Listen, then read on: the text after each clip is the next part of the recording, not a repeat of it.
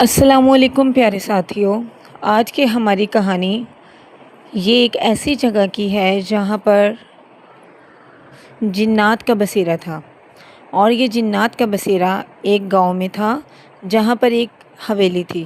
یہ حویلی بہت زیادہ پرانی تھی، یہاں پر بہت سے جنات رہتے تھے اور گاؤں کے لوگ یہاں پر جانے سے بہت زیادہ ڈرتے تھے۔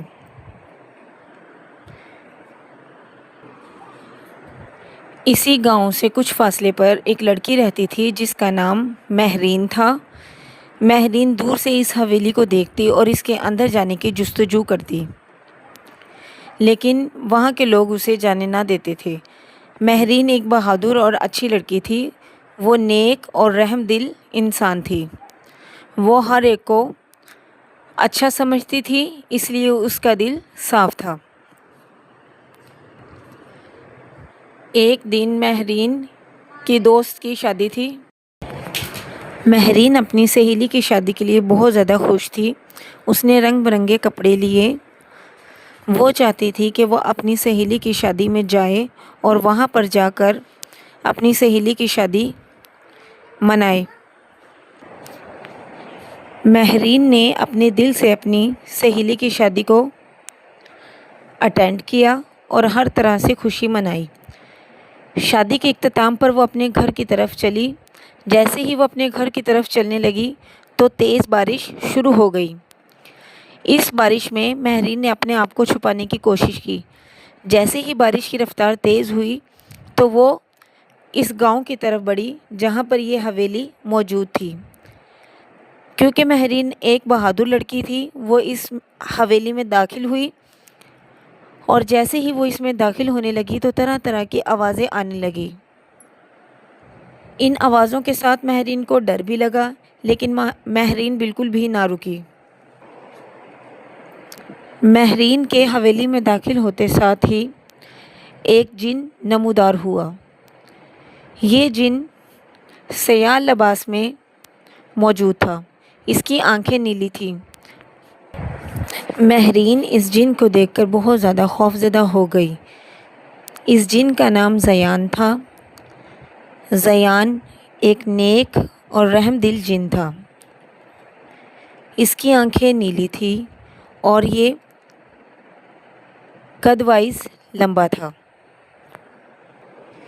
زیان نے مہرین سے کہا، تم یہاں کیوں آئی ہو؟ تمہیں کس نے کہا؟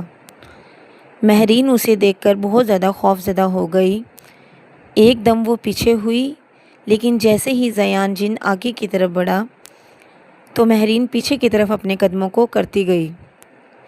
اسی طرح زیان نے مہرین کو بتایا کہ میں ایک نیک اور رحم دل جن ہوں، اور تم یہاں پر کیوں آئی ہو؟ اس حویلی میں جنوں کا بسیرا ہے اور مجھے یہاں پر 100 سال سے قید کیا گیا تھا، لیکن تم نے یہاں پر جیسے ہی قدم رکھے تو میں رہا ہو گیا ہوں۔ مہرین کو ڈر بھی لگا، لیکن مہرین آہستہ آہستہ اس کی باتوں کو سمجھنے لگی۔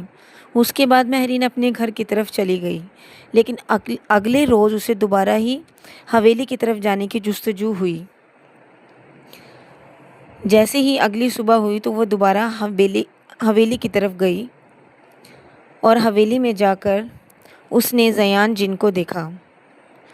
آہستہ آہستہ مہرین کا خوف ختم ہوا اور اس کا یہ خوف اس کی دوستی میں بدل گیا۔ اس طرح مہرین اور زیان جن آپس میں ایک اچھے دوست بن گئے۔ زیان جن مہرین کا بہت زیادہ خیال کرتا، اس کی چیزوں کو پورا کرتا اور ہر ضروریات کو اچھے سے سر انجام دیتا۔ زیان جن کا خیال رکھنا مہرین کو سمجھ آ گئی تھی اب کہ وہ اس سے محبت کرنے لگا ہے۔ اس طرح مہرین بھی زیان جن سے محبت کرنے لگی۔ ایک روز زیان جن نے مہرین کو کہا کہ مہرین، تمہارا یہ مجھ سے محبت کرنا تمہیں بہت زیادہ نقصان دے سکتا ہے۔